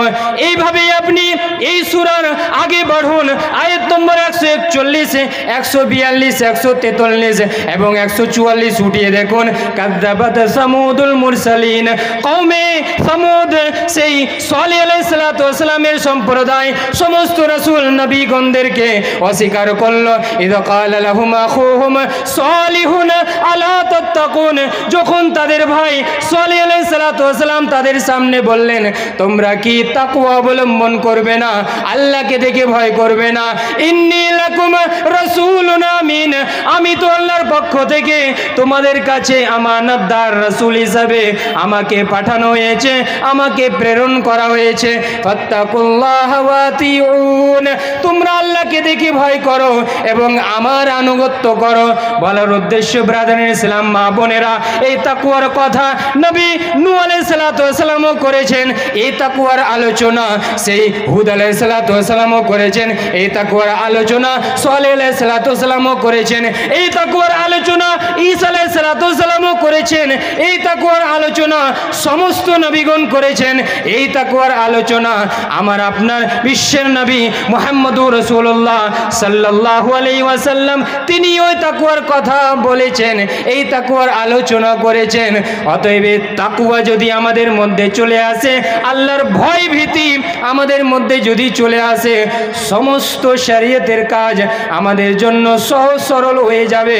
আর তাকওয়া যদি না থাকে আমাদের জন্য সমস্ত রকমের কাজ কঠিন হয়ে যাবে, অসম্ভব মনে হবে। এই জন্য আল্লাহ তাবারক ওয়া তাআলা বলেন নামাজ সম্পর্কে, ওয়া ইন্নাহা লাকাবীরা ইল্লা আলাল খাশিঈন, যে নিশ্চয়ই এই নামাজ খুবই কঠিন। ওয়া ইন্নাহা লাকাবীরা, শেখ সাহেব বসে আছেন, আলিম আপনাদের মসজিদের যোগ্যতম ইমাম সাহেব বসে আছেন। ওয়া ইন্নাহা লাকাবীরা, ইন্না তাকিদ আর লাকাবীরা লাম তাকিদ, তাকিদের সঙ্গে বলা হচ্ছে যে এই নামাজ খুবই কঠিন। ইল্লা আলাল খাশিঈন, কিন্তু খুবই সহজ বিনয়ীদের জন্য, যারা আল্লাহকে দেখে ভয় করে, যাদের মধ্যে খুশু খুজু রয়েছে, আল্লাহর তাকওয়া রয়েছে, তাদের জন্য খুবই সহজ। এই জন্য তাকওয়া যদি আমাদের মধ্যে থাকে তাহলে আমাদের জন্য সব কিছু সহজ হবে। তাকওয়া যদি আমাদের মধ্যে থাকে সুদি কারবারকে ত্যাগ করা সহজ হবে। তাকওয়া যদি আমাদের কাছে থাকে তাহলে বিবাহের যেগুলো অনইসলামিক কৃষ্টি কালচার রয়েছে সেগুলোকে ছুঁড়ে ফেলা সহজ হবে। তাকওয়া যদি আমাদের মধ্যে থাকে তাহলে হারাম উপার্জন থেকে দূরে সরে থাকা সহজ হয়ে যাবে। তাকওয়া যদি আমাদের কাছে থাকে তাহলে মা বোনদের জন্য পর্দায় থাকা সহজ হয়ে যাবে। তাকওয়া যদি আমাদের মধ্যে থাকে তাহলে শরীয়তের সমস্ত কাজ সহজ হয়ে যাবে। তাকওয়া যদি আমাদের মধ্যে থাকে এই হ্যাপি ক্রিসমাসে আমরা মেতে উঠব না, অমুসলিমদেরকে মেসেজ আদান প্রদান করব না। তাকওয়া যদি আমাদের মধ্যে থাকে এই হ্যাপি নিউ ইয়ারের বাহানায় আমরা অমুসলিমদের জন্য ইহুদি খ্রিস্টানদের কৃষ্টি কালচারকে আমরা নিয়ে মেতে থাকব না। যদি আমাদের মধ্যে তাকওয়া থাকে তাহলে। আর এই তাকওয়ার কথা আমি যেমন বললাম যে সমস্ত নবী রসুল করেছেন এবং আমাদের শেষ নবী মুহাম্মদ রাসূলুল্লাহ সাল্লাল্লাহু আলাইহি ওয়াসাল্লাম এর আলোচনা করেছেন। উদাহরণস্বরূপ একটা হাদিস আপনাদের সামনে পেশ করি, বিখ্যাত হাদিস, আবু দাউদ হাদিস নম্বর 4607, ইরবাজ বিন সারিয়া রাদিয়াল্লাহু তাআলা আনহু থেকে বর্ণিত। আগে হাদিসটা শুনুন। ইরবাজ বিন সারিয়া রাদিয়াল্লাহু তাআলা আনহু বলছেন, সাল্লা বিনা রাসূলুল্লাহ সাল্লাল্লাহু আলাইহি ওয়াসাল্লাম যাতা ইয়াউমিন সুম্মা আকবালা আলাইনা ফাওয়াদানা মাউইদাতাম বালিগা যারাফাত মিনহাল উয়ুন ওয়া ওয়াজিলাত মিনহাল কুলুব ফাকালা কাইলুন কাআন্না হাযিহি মাউইদাতু মুওয়াদ্দিইন ফামাযা তা'হাদু ইলাইনা ইয়া রাসূলুল্লাহ কালা উসিকুম বিতাকওয়াল্লাহ ওয়াস-সাম'i ওয়াত-তা'a ওয়া ইন আবদান হাবশিয়া ইলা আখিরিল হাদিস। আরো লম্বা হাদিস রয়েছে, আমি সেদিকে যাচ্ছি না। ইরবাজ বিন সারিয়া রাদিয়াল্লাহু তাআলা আনহু বর্ণনা করেন রাসূলুল্লাহ সাল্লাল্লাহু আলাইহি সাল্লাম কোন একদিন আমাদেরকে সালাত পড়ালেন। আর অন্য এক বর্ণনায় রয়েছে সেই সালাত, সেই নামাজ ফজরের নামাজ ছিল। সালাত পড়ানোর পরে সুম্মা আকবালা আলাইনা, রাসূলুল্লাহ সাল্লাল্লাহু আলাইহি সাল্লাম আমাদের দিকে মুখমণ্ডল করে বসে গেলেন। ফাওয়াদানা মাউইজাতাম বালিগা, এবং আমাদের দিকে মুখমণ্ডল করার পর তিনি খুবই সুন্দর, খুবই বালিগ এবং খুবই উচ্চমানের, খুবই সুন্দর আল্লাহর নবীর ওয়াজ, সেটা সার্টিফাই করার কোনো প্রয়োজন নেই। আল্লাহর নবী খুবই সুন্দর ওয়াজ আমাদের সামনে করলেন। এমন ওয়াজ করলেন জারাফাত মিনহাল উয়ুন ওয়া ওয়াজিলাত মিনহাল কুলুব। নবী সাল্লাল্লাহু আলাইহি সাল্লামের ওয়াজ, নবী সাল্লাল্লাহু আলাইহি সাল্লামের উপদেশ মালা শোনার পরে আমাদের চক্ষু থেকে অশ্রু প্রবাহিত হতে লাগলো। আমাদের দুই চক্ষু সিক্ত হয়ে গেল, জল ঝরঝর করে পড়তে লাগলো। ওয়া ওয়াজিলাত মিনহাল কুলুব, এবং আমাদের হৃদয়ে কম্পন সৃষ্টি হয়ে গেল, ভীত সন্ত্রস্ত আমরা হয়ে পড়লাম। যখন এই ওয়াজ নবী সাল্লাল্লাহু আলাইহি সাল্লাম করলেন, কোন একজন সাহাবী বলে উঠলেন, ইয়া রাসূলুল্লাহ কান্না হাদিহি মাউইদাতু মুআদ্দিন। আপনার এই ওয়াজ, আপনার এই নসিহত, আপনার এই উপদেশ শোনার পরে আমাদের মনে হচ্ছে এই ওয়াজ বিদায়ী ভাষণ, বিদায়ী উপদেশ। এমন মনে হচ্ছে যে আপনি আমাদের কাছ থেকে বিদায় নিয়ে নেবেন, আমাদের কাছ থেকে আপনি আলবিদা হয়ে যাবেন, আমাদের কাছ থেকে আপনি চলে যাবেন। আপনি যদি চলে যান, ফামাদা তাহাদু ইলাইনা ইয়া রাসূলুল্লাহ, হে আল্লাহর রাসূল, অতএব আপনি আমাদেরকে কিছু উপদেশ করে দিন, আমাদের কিছু খাস নসিহত করে দিন। তখন রাসূলুল্লাহ সাল্লাল্লাহু আলাইহি সাল্লাম কি বললেন, একটু ধ্যান দিয়ে শুনতে হবে। নবী সাল্লাল্লাহু আলাইহি সাল্লাম সর্বপ্রথমে যেই কথাটি বললেন বা যেই ওসিয়তটি করলেন, সেই ওসিয়তটি ছিল উসিকুম বিতাকওয়াল্লাহ। হে সাহাবায়ে কেরাম, উসিকুম বিতাকওয়াল্লাহ, আমি তোমাদের সবাইকে আল্লাহ তাআলার তাকওয়া অবলম্বন করার ওসিয়ত করছি। আল্লাহ তাআলার তাকওয়া অবলম্বন করো, আল্লাহর ভীতি, ভয় ভীতি নিজের মনের মধ্যে দাখিল করো। তাকওয়া, নবী সাল্লাল্লাহু আলাইহি সাল্লাম সর্বপ্রথমে যেটা বললেন যে তাকওয়া অবলম্বন করার আমি ওসিয়ত করছি।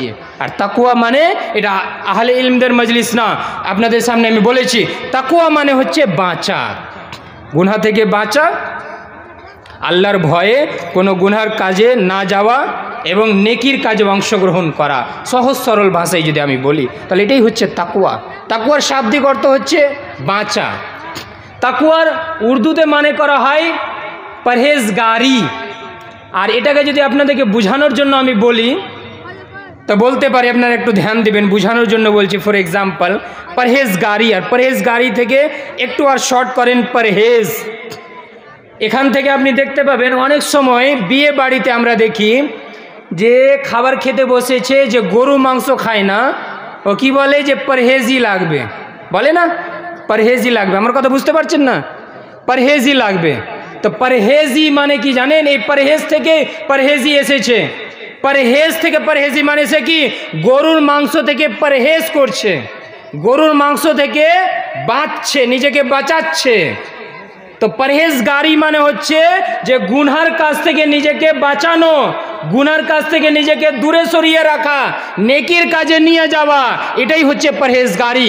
আর একেই আরবিতে তাকওয়া বলা হয়। আর এই তাকওয়া যার মধ্যে থাকে তাকেই মুত্তাকি বলা হয়। আর আল্লাহ তাবারক ওয়া তাআলা বলেন সূরা হুজরাতের মধ্যে, ইন্না আকরামাকুম ইনদাল্লাহি আতকাকুম, নিশ্চয় তোমাদের মধ্যে সবচাইতে সম্মানীয়, সবচাইতে উত্তম ব্যক্তি ওই ব্যক্তি যে যত বড় মুত্তাকি, যার মধ্যে যত বেশি পরিমাণে তাকওয়া রয়েছে সে ততই উত্তম আল্লাহ তাবারক ওয়া তাআলার নিকটে। আল্লাহ তাবারক ওয়া তাআলার নিকটে রঙের দরুনে, বর্ণের দরুনে, খানদানের দরুনে পার্থক্য করা হয় না, তারতম্য করা হয় না। পার্থক্য করা হয়, তারতম্য করা হয় তাকওয়ার ভিত্তিতে।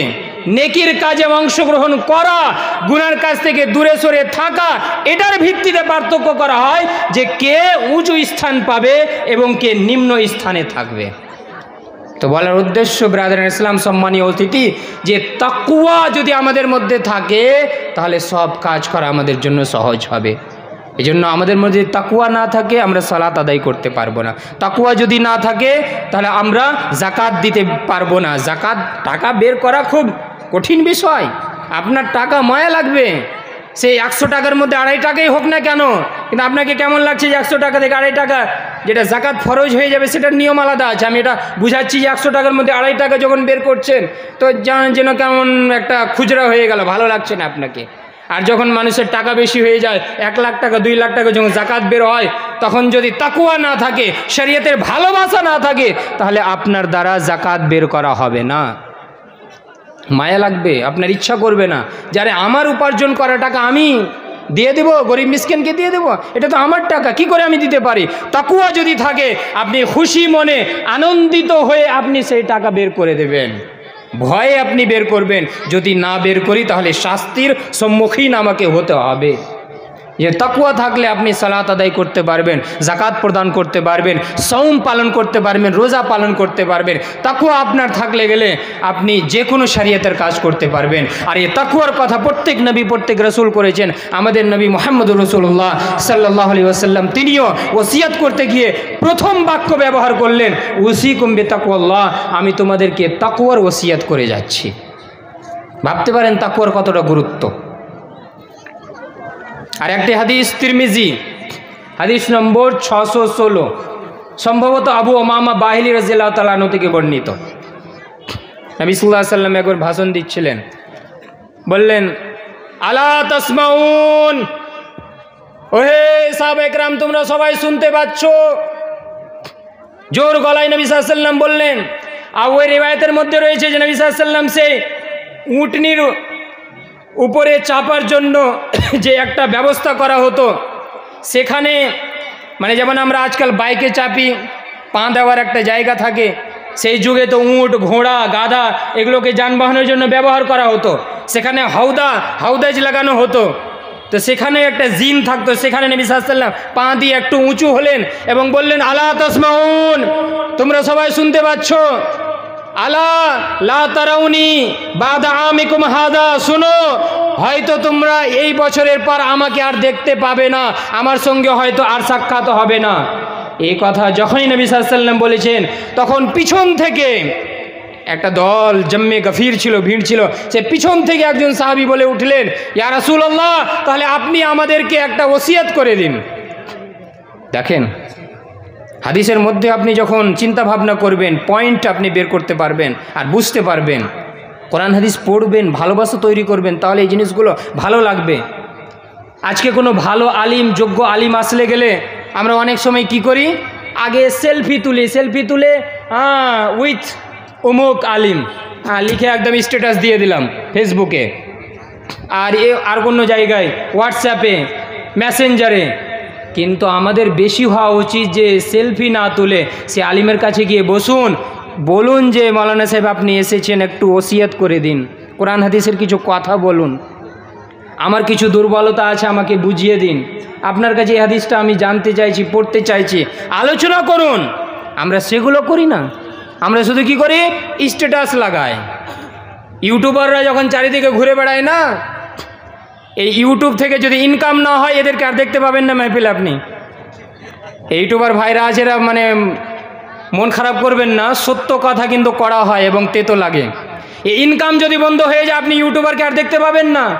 পার্থিব জগতের বস্তু আমাদের খুব পছন্দনীয়, অথচ আল্লাহ তাআলা বলেন, বাল তুসিরুনাল হায়াতাদ দুনিয়া ওয়াল আখিরাতু খায়রুন ওয়া আবকা। হে সারা বিশ্বের মানব জাতি, তোমরা এই পার্থিব বস্তুকে গুরুত্ব দিয়ে থাকো, এই দুনিয়াবী জীবনকে গুরুত্ব দিয়ে থাকো, অথচ শোনো, আখিরাত হচ্ছে খায়রুন ওয়া আবকা, আখিরাত হচ্ছে উত্তম এবং চিরস্থায়ী, সদা সর্বদা বাকি থাকবে। মৌলানা আব্দুল হামিদ ফৈজি আল মাদানী হাফিজাহুল্লাহ একটা স্ট্যাটাস দিয়েছেন দুঃখের সঙ্গে, যে আমার পূর্বে মৌলানা হাশিম মাদানী যোগ্যতম আলেমে দ্বীন, তিনি বক্তব্য রাখছেন, ইউটিউবাররা এসে বেশ বসে আছেন, ক্যামেরা করছেন না। আমি বক্তব্য দিতে আসলাম, ইউটিউবাররা বসে আছে, ক্যামেরা করছেন না। আর আমি যখনই চেয়ারে বসেছি, কিছু ইউটিউবারদের মুখ থেকে শুনতে পেলাম যে অমুক বক্তাটা কখন আসবে, মানে ওই অমুক বক্তা আসলে গেলে এন্টারটেনমেন্ট হবে, আকর্ষণ হবে, আর এদিক ওদিকের কথা হবে, কিছু একে লাগাবে, কিছু ওকে লাগাবে, কিছু একে বলবে ওকে বলবে। এন্টারটেনমেন্ট আমরা চাই, শরীয়তের বিষয়ে আমরা এন্টারটেনমেন্ট চাই। তিনি দুঃখ করে বললেন, বক্তার তিনি নাম নেননি, লুকিয়ে রেখেছেন, যে দুঃখ প্রকাশ করলেন যে এদেরকে আল্লাহ তাআলা হিদায়াত দান করুক। তা আমরা সব কিছু পৃথিবীর জন্য যেন না করি, পৃথিবীতে আমরা এসেছি পৃথিবীর জন্য, আমাদেরকে করতে হবে, রুজি রুটি উপার্জন করতে হবে, কিন্তু আমরা সব কিছু কাজ যেন পৃথিবীর জন্য না করি, শরীয়তকে ভালোবাসতে শিখি। বড় বড় আলিমে দিন আসছেন, তাদের বক্তব্য আমরা অনেক সময় শুনি না, কিন্তু একজন কোরআন হাদিসের জ্ঞানী না, কিছুটা চাক চমক আকর্ষণ এন্টারটেনমেন্ট তার কাছে আছে, সেই সব বক্তব্য আমাদের বাজারে খুব চলে। এটা দুঃখের বিষয়, আর এটা দুঃখ করে কোনো লাভও হবে না। আমাদের আলিমদেরকে, উলামা ইকরামদেরকে ধৈর্য ধারণ করতে হবে, কারণ এটা বিভিন্ন ক্ষেত্রে এটা হয়ে থাকে, শুধু শরীয়তের বিষয়ে না। আমাদেরকে ধৈর্য ধারণ করতে হবে। আমরা যারা সৎ, আমরা যারা সঠিক কথা বলি, সেটা আমরা বলেই যেন থাকি, বলতেই থাকি, ইনশাআল্লাহ মানুষ বুঝবে, শুনবে, জানবে। আলহামদুলিল্লাহ এখন অনেক দিনই ভাই এইসব আলিমদের বক্তব্য শুনছেন, আগ্রহের সঙ্গে শুনছেন এবং তাদেরকে ডাকছেন, তাদেরকে মেহফিল করাচ্ছেন। তা আমি যেটা বলছিলাম যে নবী সাল্লাল্লাহু আলাইহি সাল্লাম বললেন, হয়তো তোমরা আমাকে এই বছরের পর আমার সঙ্গে আর সাক্ষাৎ করতে পারবে না, আমার তোমাদের সঙ্গে সাক্ষাৎ হবে না। এ কথা বলাই মাত্র সেই সাহাবী পিছন থেকে বললেন, ইয়া রাসূলুল্লাহ ওসিয়ত করে দিন। এই জজবা আমাদের মধ্যেও থাকতে হবে। আলিমের কাছে এসে বলতে হবে, ওসিয়ত করুন, কিছু ভালো কথা বলুন, একটা হাদিস শুনিয়ে দিন। নবী সাল্লাল্লাহু আলাইহি সাল্লামকে বললেন ওসিয়ত করে দিন। তখন নবী সাল্লাল্লাহু আলাইহি সাল্লাম ওসিয়ত করলেন, 5টি জিনিসের ওসিয়ত করলেন। 5টি জিনিসই গুরুত্বপূর্ণ, কিন্তু এই 5টি জিনিসের মধ্যে সর্বপ্রথম নবী সাল্লাল্লাহু আলাইহি সাল্লাম তাকওয়ার কথা বললেন। কি বললেন? ইত্তাকুল্লাহ রাব্বাকুম ওয়াসাল্লু খামসাকুম ওয়াসুমু শাহরাকুম ওয়াদ্দু যাকাতা আমওয়ালিকুম ওয়াতিউ যা আমরিকুম তাদখুলু জান্নাতা রাব্বিকুম। নবী সাল্লাল্লাহু আলাইহি সাল্লাম তখন নসিহত করতে গিয়ে 5টি জিনিসের নসিহত করলেন। 1 নম্বর, ইত্তাকুল্লাহ রাব্বাকুম। ওহে সাহাবা ইকরাম, ইত্তাকুল্লাহ রাব্বাকুম, তোমরা সবাই তোমাদের রবকে দেখে ভয় করো।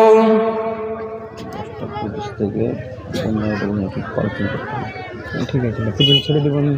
না, আপনাকে কালেকশনটা আমি কোনোদিন হালকা হালকা।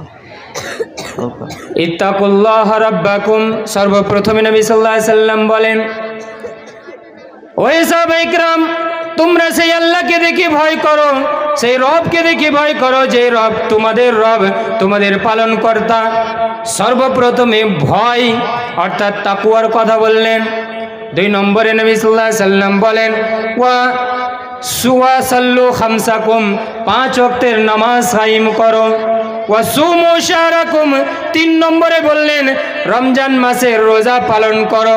4 নম্বরে বললেন ওয়াদ্দু যাকাতা আমওয়ালিকুম, তোমাদের কাছে যদি টাকা পয়সা থাকে, সামর্থ্য যদি হয়ে যায়, তাহলে যাকাত যদি ফরজ হয়ে যায়, নিজের টাকা পয়সা থেকে যাকাত বের করে দাও। 5 নম্বরে বললেন, সেটাও গুরুত্বপূর্ণ, ইম্পর্টেন্ট, ওয়াতিউ যা আমরিকুম, তোমাদের যারা মাথা, তোমাদের যারা নেতা মাথা, তোমাদের যারা কর্ণধার, তোমাদের যারা উপরে রয়েছে, তাদের তত্ত্বাবধানে রয়েছে, তাদের আদেশ মেনে চলো, তাদেরও আনুগত্য করো।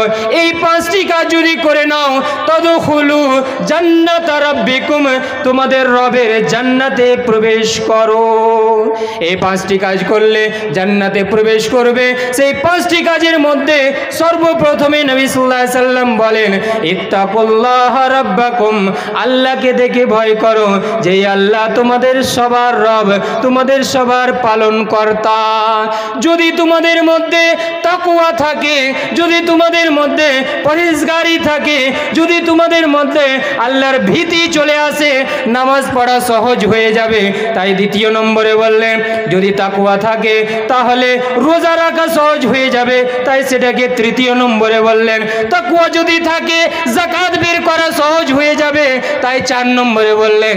তাকওয়া যদি থাকে, তাহলে নেতা মাতার কথা, তাদের অনুসরণ করা সহজ হয়ে যাবে, তাই সেটাকে 5 নম্বরে বললেন। এবং এই 5টি কাজ যদি করে নাও, তাদখুলু জান্নাতা রাব্বিকুম, নিজের রবের জান্নাতে প্রবেশ করবে। এই হচ্ছে তাকওয়ার ফজিলত, তাকওয়ার গুরুত্ব। তাকওয়া যদি থাকে তাহলে সব কাজ আমাদের জন্য যথেষ্ট, সব কাজ আমাদের জন্য সহজ। সব কাজ আমাদের জন্য একদম আমরা সহজ সরলভাবে করতে পারবো। আর তাকওয়া যদি না থাকে তাহলে আমরা করতে পারবো না। তাকওয়া যদি না থাকে, এই হ্যাপি ক্রিসমাস ডে জানেন এর ইতিহাস কি? এর ইতিহাস কি? যেহেতু এই যে 25শে ডিসেম্বর আসছে, এই জন্য এর একটু ভয়াবহতা আপনাদের সামনে কোরআনের আলোকে আপনাদের সামনে তুলে ধরি। এই হ্যাপি ক্রিসমাসের ইতিহাস, হিস্ট্রি অফ ক্রিসমাস ডে আপনি উঠিয়ে দেখুন।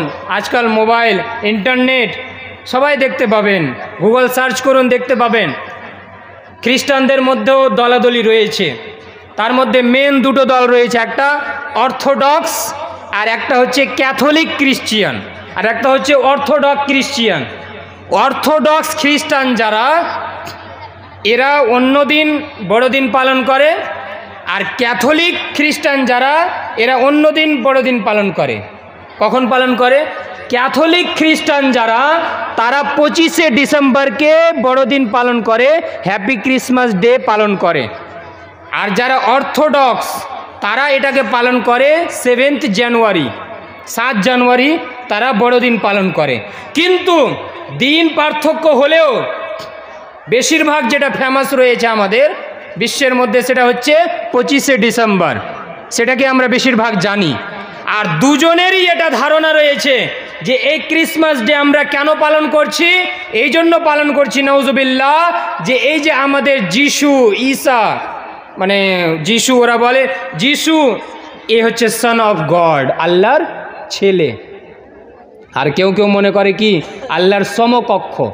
এবার আমি আপনাকে প্রশ্ন করতে চাই, আমরা মুসলমান হয়ে এই আকীদা পোষণ করতে পারি যে ঈসা আলাইহিস সালাম আল্লাহর ছেলে, সন অফ গড? বা আমরা এটা আকীদা পোষণ করতে পারি যে ঈসা আলাইহিস সালাম গড, আল্লাহ তাবারক ওয়া তাআলার সমকক্ষ? নাউজুবিল্লাহ, কখনোই পোষণ করতে পারি না এই আকীদা। এই আকীদা যদি আমাদের থাকে, আমরা মুসলমান থাকতে পারি না। আর এই আকীদার ভিত্তিতেই হ্যাপি ক্রিসমাস ডে পালন করা হয়। আর সেই আকীদার ভিত্তিতে যখন এই ডে সেলিব্রেশন করা হয়, আর সেই ডে সেলিব্রেশন করতে গিয়ে আমরা মুসলমান যদি অমুসলিমকে বা মুসলমানেই যদি আমরা মেসেজ আদান প্রদান করি, তাহলে আমাদের ঈমান টিকে থাকতে পারে? এটা মুসলিমদের কাজ? এটা কখনোই মুসলিমদের কাজ নয়। কোরআন মাজিদের ভয়াবহতা কতটা! ঈসা আলাইহিস সালামকে আল্লাহর ছেলে যে মানবে, আল্লাহর পুত্র যে মানবে, কত ভয়ঙ্কর বাণী আল্লাহ তাআলা কোরআন মাজিদের মধ্যে বর্ণনা করেছেন। সূরা মারিয়াম সূরা নম্বর 19 আয়াত নম্বর 88, 89, 90, 91, 92 এই আয়াতগুলো উঠিয়ে দেখুন আল্লাহ তাআলা কি বলেছেন। ওয়াকালু ইত্তাখাযার রাহমানু ওয়ালাদা লাকাদ জিতুম শাইআন ইদ্দা তাকাদুস সামাওয়াতু ইয়াতাফাত্তারনা মিনহু ওয়া ইয়ানশাক্কুল আরদু ওয়া তাখিরুল জিবালু হাদ্দা আন দাউ লিররহমানি ওয়ালাদা ওয়া মা ইয়ানবাগি লিররহমানি আন ইয়াত্তাখিযা ওয়ালাদা। আল্লাহ তাবারক ওয়া তাআলা পরিষ্কারভাবে বলেন, কত ভয়াবহতা প্রকাশ করলেন। ওয়াকালু ইত্তাখাযার রাহমানু ওয়ালাদা। কাফেরেরা বলে, ইহুদি খ্রিস্টানেরা বলে, রহমান তো নিজের ছেলে গ্রহণ করেছে, রহমানের তো ছেলে রয়েছে, অর্থাৎ ঈসা আলাইহিস সালাম নাউজুবিল্লাহ রহমানের ছেলে, আল্লাহর ছেলে। মারিয়াম আলাইহিস সালাম আল্লাহর স্ত্রী, নাউজুবিল্লাহ। উযাইর আলাইহিস সালাম আল্লাহর ছেলে, নাউজুবিল্লাহ। কাফেরেরা বলে যে রহমান তো ছেলে গ্রহণ করেছে। আল্লাহ তাআলা আগে বলেন, লাকাদ জিতুম শাইআন ইদ্দা।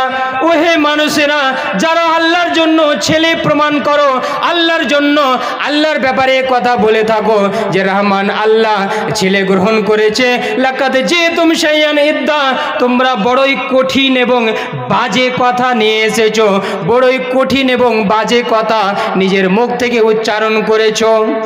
তাকাদুস সামাওয়াতু ইয়াতাফাত্তারনা মিনহু, এমনই ভারী, এমনই কঠিন, এমনই বাজে কথা উচ্চারণ করেছো যে খুবই সম্ভব যে এই আকাশ ফেটে পড়ুক, ওয়াতানশাক্কুল আরজু, এবং এই জমিন ধসে যাক, ওয়া তাখিরুল জিবালু হাদ্দা, এবং এই পাহাড় চূর্ণ বিচূর্ণ হয়ে যাক। তোমাদের এই বাণী, তোমাদের এই বাক্য উচ্চারণ করার কারণে যে আল্লাহর ছেলে রয়েছে, আল্লাহ ছেলে গ্রহণ করেছে, এই বাক্য বলার কারণে মনে হয় যেন আকাশ চূর্ণ বিচূর্ণ হয়ে যাবে, জমিন ধসে পড়ে যাবে, পাহাড় তোলার মতো উঠতে থাকবে। আন্দাউলির রহমানি ওয়ালাদা, যে কাফেরেরা রহমানের জন্য ছেলেকে ডাক দেয়, রহমানের জন্য ছেলের কথা বলে, ওয়ামা ইয়ামবাগি লির রহমানি আইয়াত্তাখিদা ওয়ালাদা, রহমানের জন্য তো এটা শোভনীয়ই নয় যে তিনি কোনো ছেলে গ্রহণ করবেন, স্ত্রী গ্রহণ করবেন। আবিদের আব্বা ও বাবা মা মারা গেছেন, ওনার জন্য দিলেন। আবিদের আব্বা, মাশাআল্লাহ, আবিদের আব্বা একজন নিজের পিতা মাতা, আবিদার আব্বা তিনি নিজের পিতা মাতার উদ্দেশ্যে মারা গেছেন, তার উদ্দেশ্যে দান করেছেন 1000 টাকা। আলহামদুলিল্লাহ, বারাকাল্লাহু ফি, জাযাহুল্লাহু খাইরা ফিদ দুনিয়া ওয়াল আখিরা। আপনারা এভাবেই মাদ্রাসার জন্য, এটা মসজিদের জন্য, মসজিদের জন্য আপনারা এভাবে যারা এখানে আছেন দান খায়রাত করতে চান, অবশ্যই আপনারা কিছু না কিছু দান খায়রাত করে যাবেন, এখানে বসে থাকবেন না। আমি প্রধান বক্তা আসা পর্যন্ত ইনশাআল্লাহ আমি এখানে আছি, এবং কিছু না কিছু আপনারা দিয়ে যান, এবং সিমেন্ট বালু আর কিছু যেগুলো মসজিদে দরকার রয়েছে, যদি এখানে আপনারা ক্যাশ না দিতে পারেন তাহলে সেটা বাকিও লিখিয়ে যেতে পারেন, আর সিমেন্ট বালু লিখে যেতে পারেন, এখানে টাকা দিয়ে যেতে পারেন। নিজ নিজ সামর্থ্য অনুযায়ী 100 টাকা, 200 টাকা, 500 টাকা, 1000 টাকা, 10,000 টাকা, যার যে সামর্থ্য আছে আপনি এখানে দিয়ে যাবেন, অবশ্যই দিয়ে যাবেন। এই মসজিদের স্বার্থে আপনি দিয়ে যান। মসজিদ নির্মাণ ওই ব্যক্তিরাই করে যার ঈমান আল্লাহর উপরে রয়েছে, আখিরাত দিবসের উপর রয়েছে, সালাত কায়েম করে, যাকাত প্রদান করে, এবং আল্লাহকে ছাড়া অন্য কাউকে দেখে ভয় করে না। সূরা তাওবার মধ্যে আল্লাহ তাবারক ওয়া তাআলা বলেন, এই জন্য মসজিদ নির্মাণ করা এটা বিশাল ফজিলতের কাজ। এই ফজিলতের কাজ থেকে আপনারা কেউ বঞ্চিত হবেন না। মাশাআল্লাহ, আরেকজন 500 টাকা দান করেছেন, মাননীয় সর্দার সাহেব 500 টাকা দান করেছেন, জাযাহুল্লাহু খাইরা, বারাকাল্লাহু ফিহি। চুল্হা প্রতি আমরা জালসার আগে 500 টাকা নিয়ে নিয়েছি। অনেক মা বোন অনেক প্রতি বছরই দেয়, সিমেন্টগুলো লিখায়, ওদেরকে বলবেন। চুলা প্রতি সামাজিক হিসাবে 500 টাকা করে লাগানো হয়েছে, সেটা নেওয়া হয়েছে, কিন্তু তারপরেও মা বোনরাও এখানে আছেন, পুরুষেরাও ভাই ব্রাদাররা আছেন, আপনারা অবশ্যই এতে আরও বেশি বেশি করে অংশগ্রহণ করার চেষ্টা করবেন। আসুন, কিছু না কিছু অবশ্যই আপনি দিয়ে যান। দেখেন, আমার এইভাবে মিলিয়ে টিলিয়ে করে আমি জীবনে কোনো দিন এইভাবে কি আমি কোনো দিন কালেকশনই করিনি। তা সত্ত্বেও যখন বলা হয়েছে মসজিদের খাতিরে, মসজিদের ভালোবাসায়, যারা ভলান্টিয়ার আছে চাদর নিয়ে ঘুরো, আমি বলছি যে আপনারা অবশ্যই অংশগ্রহণ করেন। আর মৌলানা সাহেব যেমন বললেন যে চাদর নিয়ে ওখানে ঘুরেন, আর এই পুরুষদের মধ্যেও যদি কেউ এমন থাকেন ভাই ব্রাদার, যুবক ভাইরা, চাদর নিয়ে ঘুরে যান। মা বোনদেরও বলছি